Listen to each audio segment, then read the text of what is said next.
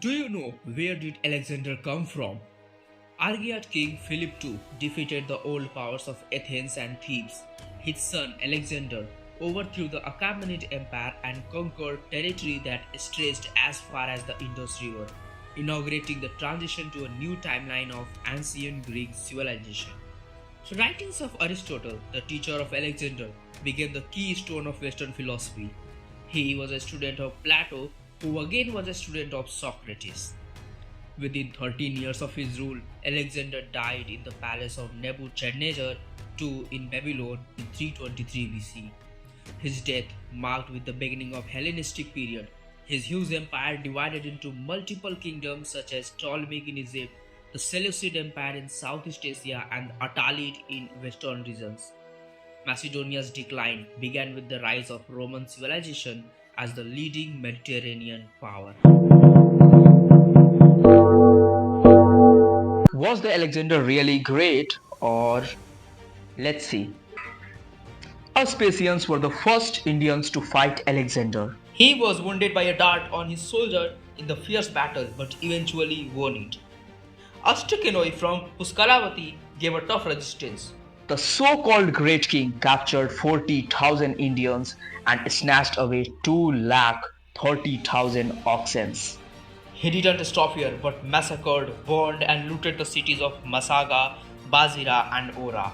In Mallik land, he spared no man, woman or child and was badly hit by a Mallian arrow. Kingdoms of Kathi and Mushik were completely razed to grounds. In Sambus state, he killed 80,000 people and most of them were taken into slavery. Siege of Ornos fortress turned out the climax to Alexander's career as the greatest besieger. Wait, it's just the beginning. See you in next part. After crushing Vespasians, Alexander marched towards Assakanoi or Aswakayanas from the mountains of Massaga, Bazira and Ora. The fighting at Massaga was bloody and prolonged. On the very first day, Greeks were forced to retreat with heavy losses. Alexander himself was seriously wounded in the ankle.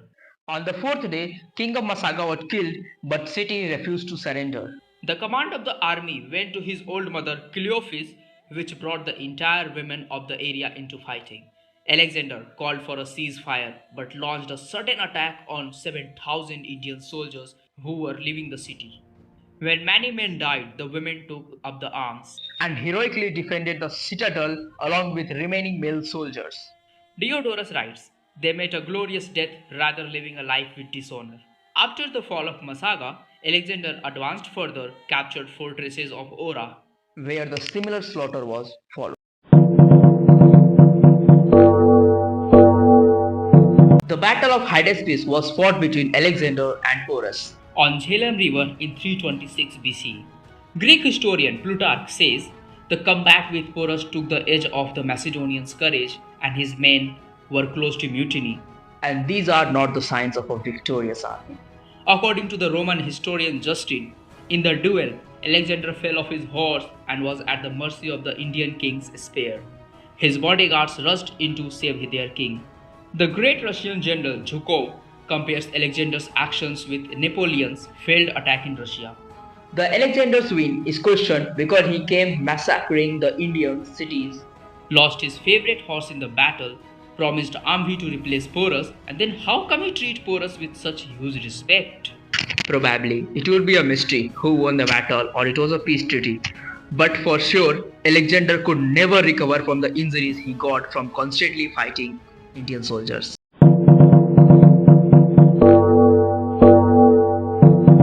Archaeological remains of Takshashila University dates back to 6th century BCE in the capital city of Gandhar. However, Vayu Puran says it was established by Sri Ram's nephew Taksh. It was a center of knowledge from Persian, Greek, modern era to golden age of Guptas. More than 10,000 students from as far as Babylon, Greece, Arabia and China were offered 60 different courses such as science, medicine, archery, philosophy, music, etc.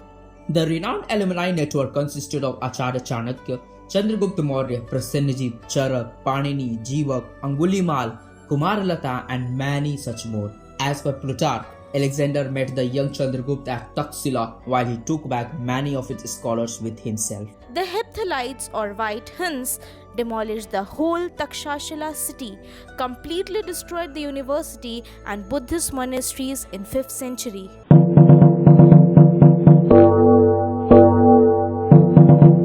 Why India is so different? India is sometimes pointed out as the world's most invaded country, facing attacks from Persians, Greeks and Arabs. Now look at this satellite image. You can see Green India, which had been reason for economically progressive lands and enormous wealth.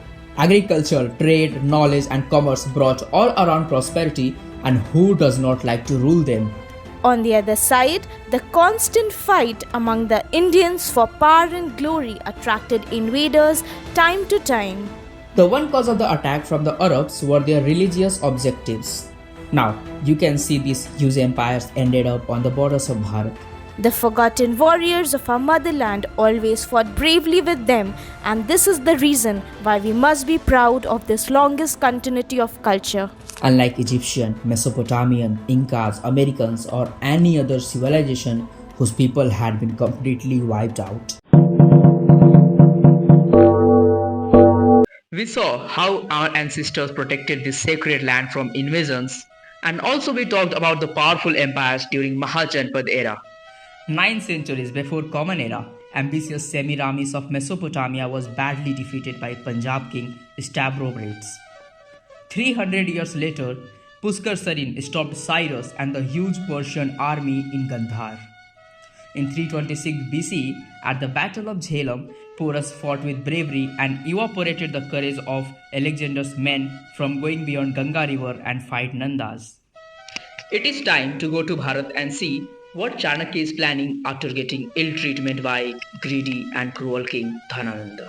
Before that, do watch our videos of Magadh before Mahajanpad era, stories of Haryak dynasty and Game of Thrones between Shishunags and Nandas.